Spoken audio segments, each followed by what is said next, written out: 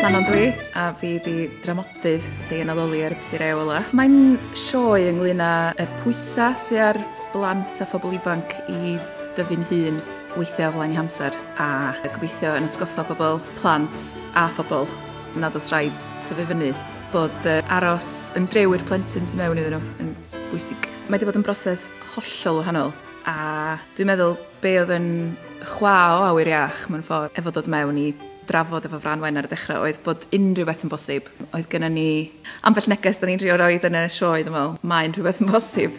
Oedd na ddim cyfyngder arna ni, oedden ni'n cael mynd i rwla efo fo lle. O'n i wrthi'n dreifio heibio Pontio cyn mynd i weld y sioe bore yma.